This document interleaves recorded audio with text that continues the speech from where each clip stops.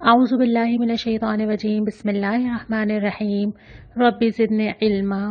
पारा नंबर 23 आज हम शुरू करने जा रहे हैं। और कल मैंने आपसे पूछा था कि नबी करीम सल्लल्लाहु अलैहि वसल्लम को सिराजम मुनीरा जो कहा गया यानी रोशन चराग, इससे क्या मुराद है। चराग तो हम जहन में भी तसव्वुर करें तो पहली चीज़ आती है रोशनी, और नबी करीम सल्लल्लाहु अलैहि वसल्लम जहालत के अंधेरे में रोशनी लेकर आए थे, रहनुमाई करने वाले, रास्ता दिखाने वाले और बेहतरीन नमूना।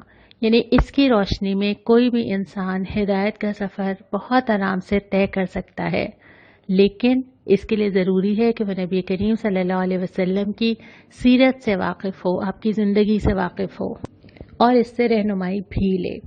अब हम पारा नंबर 23 शुरू करते हैं। कल के सिपारे के आखिर में सूरह यासीन शुरू हो गई थी, लेकिन हमने वहाँ पे इसलिए बात नहीं की थी कि आज एक मुकम्मल सूरत की शक्ल में हम बात कर लें।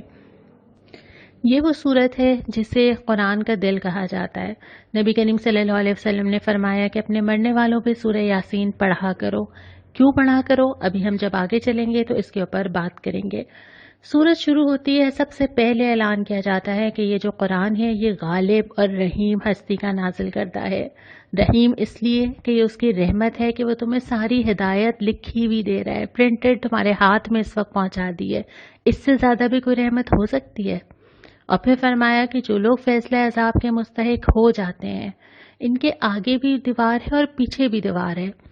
आगे इसलिए कि सोच ही नहीं रहे कि आगे इनके सामने क्या क्या पेश होने वाला है, और पीछे इसलिए कि एक पूरा माजी है जिसमें इतने किस्से सुनाए जा रहे हैं, इतनी कौमों के बारे में बताया जा रहा है, बार बार खबरदार किया जा रहा है, किसी चीज़ से सबक नहीं लेते। और उसके बाद फिर फरमाया कि एक दिन तो मुर्दे जिंदा होंगे, एक दिन तो सामने आ जाएंगे। फिर क्या होगा, अल्लाह ताला वो सारे अफ़ाल जो काम उन्होंने किए हैं और वो आसार जो वो पीछे छोड़ के आए हैं सब निकाल के ले आएंगे। अफ़ाल में दो तरह की चीज़ें हैं, एक तो वो है जो हमने अमाल किए होते हैं अपने लिए, अच्छे बुरे जो भी किए। एक नक़ूश होते हैं जो हम चीज़ों पर छोड़ते हैं। मिसाल के तौर पे अगर नेकी के लिए चले तो ज़मीन पे, और अगर मस्जिद की तरफ सफ़र किया तो जितने कदम लिए, इल्म की तलाश में गए तो कितने कदम लिए। इसके अलावा आसार ये होते हैं जो हम में से कोई रिवाज या नेकी या बुराई छोड़ जाता है, अपने घरों पे असरार डालते हैं, अपने दोस्तों पे डालते हैं, अपने मिलने वालों पे डालते हैं। जहाँ पे मौजूद होते हैं वहाँ हमारे असरात होते हैं। हम कहीं भी हों, हर इंसान अपने आसार छोड़ के जा रहा है, या वो अच्छे हैं या वो बुरे हैं, और फिर वो नस्लों तक चलते हैं, नस्लों तक चलते हैं। अगर मैंने ख़ानदान के अंदर कोई ऐसी बात की जिसकी वजह से कोई घर टूटा, किसी का दिल ख़राब हुआ, तो उसके असरात फिर बच्चों पर, बच्चों की वजह से उनके बच्चों पर, और ख़ानदान में कहाँ कहाँ तक मेरी बात गई, वो सारे असरात हैं। और अगर मैंने कोई अच्छी बात बता दी और वो मैं भूल गई, और वो किसी ने किसी को बताई, उसने किसी और को बता दी, उसने अपने बच्चों को सिखा दी, मुझे नहीं याद, किसी इंसान के बस में नहीं है सारी चीज़ें जमा करना। अल्लाह ताला वो सारे आसार जमा करके ले आएगा। फिर उसके बाद मिसाल दी गई है कि एक बस्ती है, उसका रवैया, और उसी बस्ती में एक शख्स है, उसका रवैया। बस्ती का रवैया ये है कि झुटलाया, घमंड किया। फिर अल्लाह ताला ने क्या किया, एक धमाका हुआ और वो बुझ कर रह गए। उसमें एक शख्स, ये वो शख्स है जिसका नाम भी हमें नहीं बताया गया, लेकिन इस शख्स की ख़ास बात क्या थी, दौड़ते हुए आया और फिक्र ये हुई कि मैं लोगों को नसीहत कर दूं, मैं किसी को कुछ बता दूं। नज़र आ रहा है कि पूरी बस्ती मानने को तैयार नहीं है और मैं अकेला हूं, लेकिन इसके बावजूद हक़ का ऐलान भी करता है, लोगों को तवज्जो भी दिलाता है, कहता है कि देखो इस तरफ आ जाओ, देखो इसकी बात मान लो। और फिर जब उसकी नहीं मानी जाती तो वो अपनी बात पे कायम रहता है, यहाँ तक कि उसको शहीद कर दिया जाता है। लेकिन वो आखिर में भी ये कहता है कि काश मेरी कौम के लोगों को समझ आ जाती। वो खैर ख्वाही उसकी सारी ज़िंदगी हत्ता के मरते दम तक रहती है। और फिर अल्लाह ताला वादा करता है कि अल्लाह ताला ने उसको कहा दाखिल हो जाओ मेरी जन्नत में। उसे मग़फ़िरत भी दी और उसे वो इज़्ज़त भी दी जो दुनिया में उसको नहीं मिली थी, लेकिन अल्लाह ताला के पास मिली जाके। फिर अल्लाह ताला की कायनात की सारी चीज़ें गिनवाई हैं कि देखो ये जो सारी चीज़ें तुम इस्तेमाल करते हो ना, जो हम भी इस्तेमाल करते हैं, वो क्या अपनी मर्ज़ी से करते हो, क्या तुम्हारे हाथ में है? नहीं है। वो जो जहाज़ उड़ाते हुए यहाँ से वहाँ पहुँच जाते हो, तो वो किसकी मशीयत और किसकी रहमत है कि वो तुम्हें ये करने दे रहा है।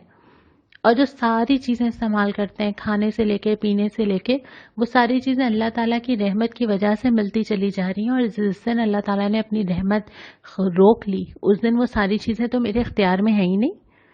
اور اس کے بعد پھر فرمایا کہ کفار کا جو رویہ ہوتا ہے وہ آخرت کو نظر انداز کرتے ہیں، رب کی آیات سے اعراض کرتے ہیں، ان سے جب کہا جاتا ہے اس طرف آؤ تو توجہ نہیں دیتے، پھر خرچ بھی نہیں کرتے اللہ کی راہ میں، اور پھر یہ کہ قیامت کا انکار کرتے ہیں، سمجھتے ہی نہیں ہے کہ ان کو آخرکار اللہ کے پاس آنا ہے۔ اس کے بعد سورہ یاسین کا وہ اہم ترین حصہ شروع ہوتا ہے۔ ہم نے پڑھا کہ سورہ یاسین اپنے مردوں کو سناؤ، یعنی جو شخص اس وقت عالم نزا میں ہو اور یہ نظر آ رہا ہو کہ وہ اللہ کے پاس روانہ ہونے والا ہے، اسے سورہ یاسین سنائی جائے۔ کیوں سنائی جائے؟ اس کی دو وجوہات ہیں۔ ایک تو یہ کہ سورہ یاسین جو اس فرد کو سنائی جا رہی ہوگی جو اس دنیا سے جا رہا ہے، تو اس کے سامنے ایک نقشہ آ جائے گا کہ اب میں کدھر سے کدھر جا رہا ہوں۔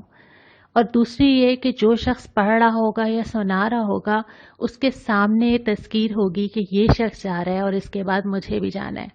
لیکن شرط کیا ہے؟ سننے والے کو بھی اور پڑھنے والے کو بھی سمجھ تو آئے کہ کہا کیا جا رہا ہے۔ بعض اوقات یہ ہوتا ہے کہ ہمیں پتہ ہی نہیں ہے کہ ہم سے کہا کیا جا رہا ہے اور تذکیر ہو گئی۔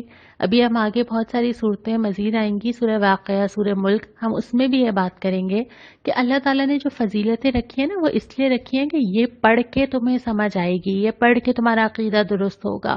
یہ نہیں ہے کہ میں نے 10 دفعہ 40 دفعہ 50 دفعہ کر لیا اور مجھے معلوم ہی نہیں ہے کہ اس کے اندر مطلب کیا ہے۔ تو موت کے وقت کی جو تذکیر ہے نا، یہ مرنے والے کے لیے بھی اور زندہ کے لیے بھی ہے، اور دو طرح کے موضوعات آتے ہیں۔ پہلے یہ کہ کیا ہونے والا ہے، سور پھونکا جائے گا، چاہے وہ موت کا وقت ہو چاہے وہ سور کا وقت ہو، وقت تو حساب کا شروع ہو گیا۔ دوسری بات یہ کہ انسان پوچھے گا کس نے مجھے اٹھا کے کھڑا کر دیا، یہ کیا ہوا، یہ کون سی دنیا آ گئی، اور سب کو حاضر کر دیا جائے گا، سب موجود ہوں گے، بدلے کا وقت بس آ پہنچا ہے۔ اب سب بتائیں گے کیا کیا لے کر آئیں گے۔ جو جنتی لوگ ہیں وہ تو مزے میں ہوں گے اپنے رب کے پاس، جو مجرم ہیں ان کو چھانٹ کے الگ کر دیا جائے گا، اور یہ بھی پوچھا جائے گا کہ ہم نے تمہیں ہدایت نہیں دی تھی، کیا تمہیں پتہ نہیں تھا کہ تمہارے سامنے سب کچھ کھلا ہوا نہیں تھا؟ اور اہم ترین بات یہ ہے کہ انسان اپنے منہ سے گواہی نہیں دے سکے گا۔ اتنا لمبی تقریر میں کر سکتی ہوں میرے حق میں، اپنے آپ کو ڈیفینڈ کرنے کے لیے، اپنی تعریفیں کرنے کے لیے، اپنے ریزنز دینے کے لیے، لیکن اللہ تعالیٰ کہہ رہے ہیں نہیں، زبان نہیں۔ جہاں ضرورت ہوگی زبان کی گواہی کی وہاں لے لی جائے گی، لیکن منہ بند کر دیا جائے گا، ہاتھ سے پوچھا جائے گا کہاں استعمال ہوئے، پاؤں سے پوچھا جائے گا کہاں چلے، خود ہی اعضاء بتا دیں گے کیا کیا کرتے چلے آئے۔ اول تو اللہ تعالیٰ کو اس کی ضرورت بھی نہیں ہے، لیکن حجت پوری کرنے کے لیے میرے اعضاء ہی بتا دیں گے۔ اور اس کے بعد پھر اگلی چیز یہ کہ اللہ تعالیٰ توجہ دلاتا ہے ان حقیقتوں کی طرف جو تم دن اور رات دیکھتے ہو۔ پہلی تو یہ کہ اگر اللہ چاہے تمہاری بینائی لے لے، تم دیکھ ہی نہ سکو، تم پڑھ ہی نہ سکو، تم سوچ ہی نہ سکو۔ اس وقت جو میں اور آپ قرآن پڑھ رہے ہیں الحمدللہ، کہ ایسا ہو سکتا ہے کبھی خدا نہ خواستہ کہ مجھے یہ موقع دوبارہ نہ ملے؟ اللہ نہ کرے وہ کسی چھوٹی سی شکل میں میری آنکھ میں کوئی الرجی ہو گئی، میرے سر میں کوئی درد شروع ہو گیا، میرے ساتھ کوئی میڈیکل پرابلم شروع ہو گیا، میں اگلے سال نہ پڑھ سکوں۔ کیا اس کا چانس نہیں ہے؟ ہو سکتا ہے نا ایسا؟ اور ہو سکتا ہے کہ جو مہلت آج ملی ہے وہ پتہ نہیں اگلے مہینے اور اگلے سال ملے گی یا نہیں ملے گی، اور اتنی سہولت جو ابھی ہے وہ پھر ملے گی یا نہیں ملے گی۔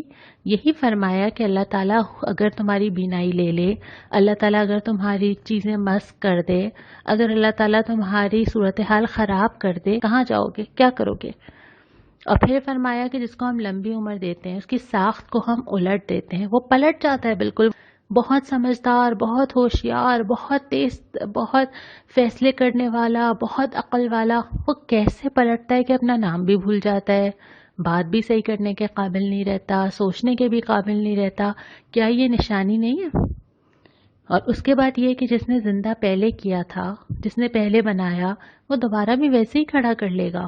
وہ اسی طرح جب وہ ایک دفعہ میری آنکھ، کان، ناخن، جسم بنا سکتا ہے، اس کے لیے کیا مشکل ہے کہ ایک دفعہ بناؤں یا 2 دفعہ بنانا ہے؟ سمجھنے کی بات یہ ہے کہ تم سب نے اس کی طرف پلٹنا ہے، باری باری، ایک کے بعد ایک۔ کل میری نانی تھی، پھر میری امی، پھر میں، اور پتہ نہیں کس کی باری پہلے اور کس کی باری بعد میں۔ جانا تو ہے، کھڑا تو ہونا ہے۔ تو اگر یہ समझ के पढ़ी जाए और वाक़तन उस वक्त पढ़ी जाए ना जब कोई आपके सामने दुनिया से जा रहा हो, तो इससे बड़ी तस्कीर नहीं हो सकती। जब इंसान को नज़र आ रहा हो कि ये जा रहा है और मैं पीछे। यहाँ पे सूरह यासीन मुकम्मल होती है और सूरह साफ़ात शुरू होती है। ये भी मक्की सूरत है और इब्तिदा में एक बड़ा हिस्सा जो है वो अल्लाह ताला के करिश्मों का जिक्र है, जो हम पहले पढ़ चुके हैं। सूरह रात में भी आपने मुझे लिख के भेजे थे। इस सूरत में सख्त तंबीह की गई है क्योंकि जो हालात नबी करीम सल्लल्लाहु अलैहि वसल्लम के सामने थे वो बहुत सख्त थे, बहुत शदीद मुखालफत थी।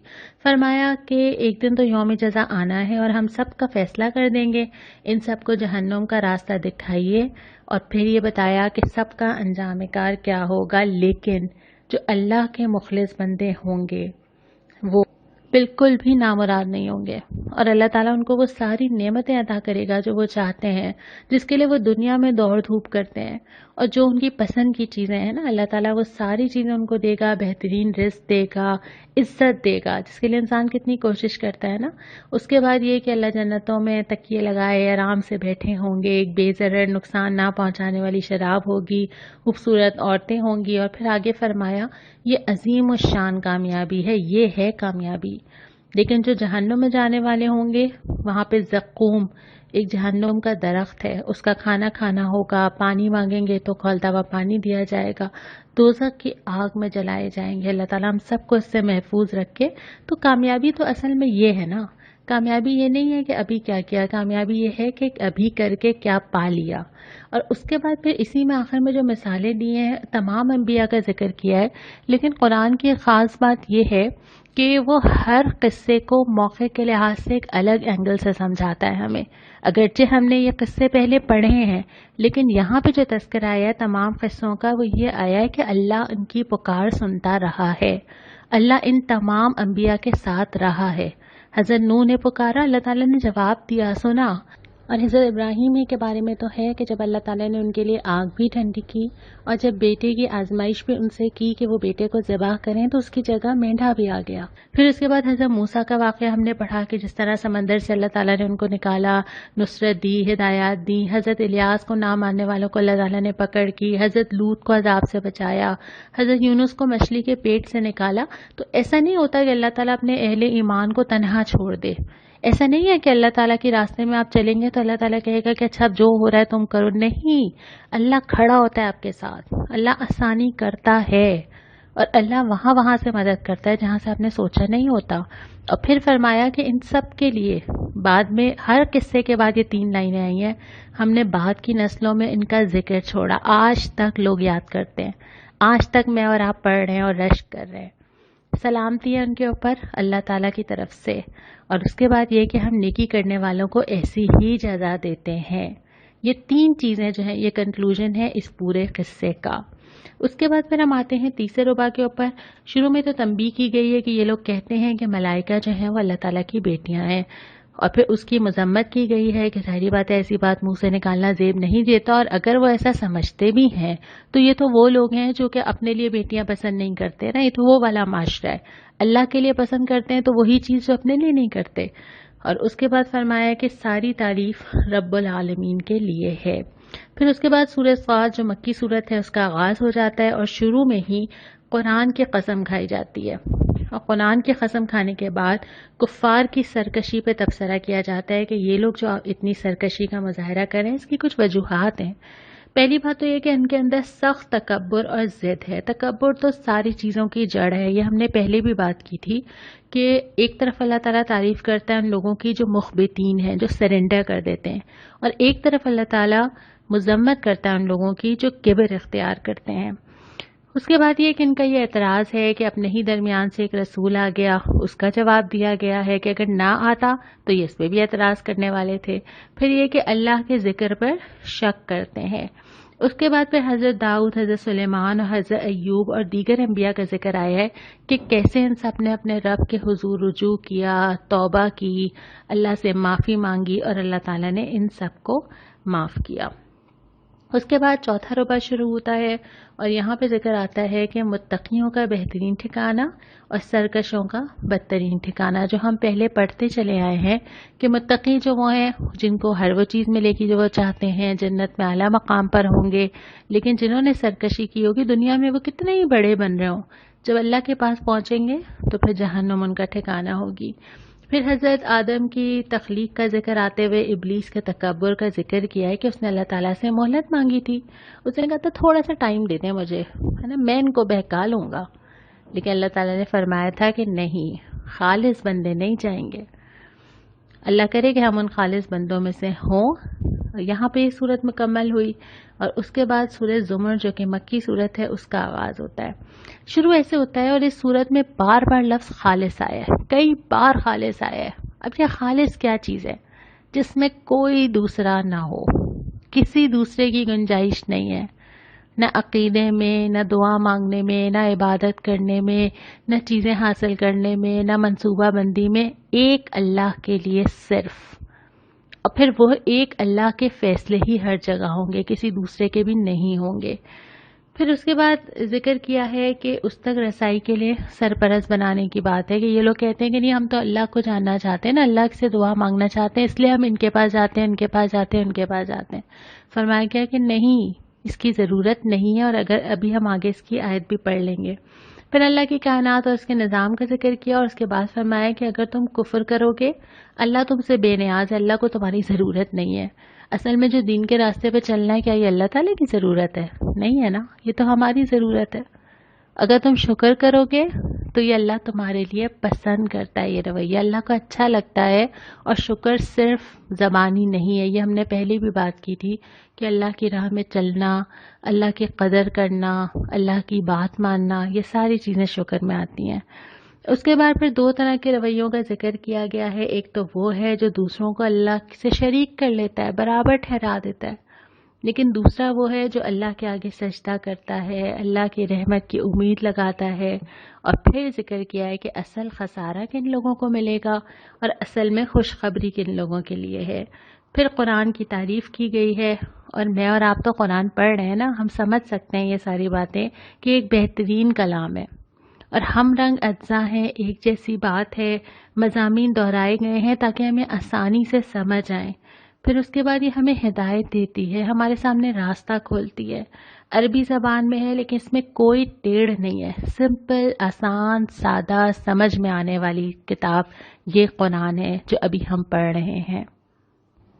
اور ذرا 2 منٹ کے لیے فرض کر لیجئے کہ ہمارے گھروں میں یہ قرآن نہ ہوتا، ہم پیدا ہوتے، ہم کیا اللہ تعالیٰ کو ڈھونڈتے، پھر ہمیں معلوم ہی نہ ہوتا کہ ہم کیا ہوگا، دنیا میں کیا کرنا ہے، پھر ہمیں یہ بھی نہیں پتا ہوتا ہے کہ اچھا انسان مر جائے گا پھر کیا ہوگا، کسی نے میرے ساتھ زیادتی کی اس کا تو بدلہ نہیں ملا، کیا ہوگا، میں نے کسی سے اچھائی کی اس کا بدلہ نہیں ملا، کیا ہوگا۔ 2 منٹ کے لیے فرض کیجئے کچھ نہ پتا ہو، کتنا بڑا خسارہ ہوگا نا کہ ہم اندازے لگاتے رہیں گے۔ تو یہ اللہ تعالیٰ کی اتنی بڑی ہدایت اور اتنی بڑی رحمت اور اللہ تعالیٰ کا احسان ہے۔ اب کتنا بد نصیب ہوگا نا وہ شخص جس نے اس سے فائدہ ہی نہیں اٹھایا، اس کو کھولا ہی نہیں۔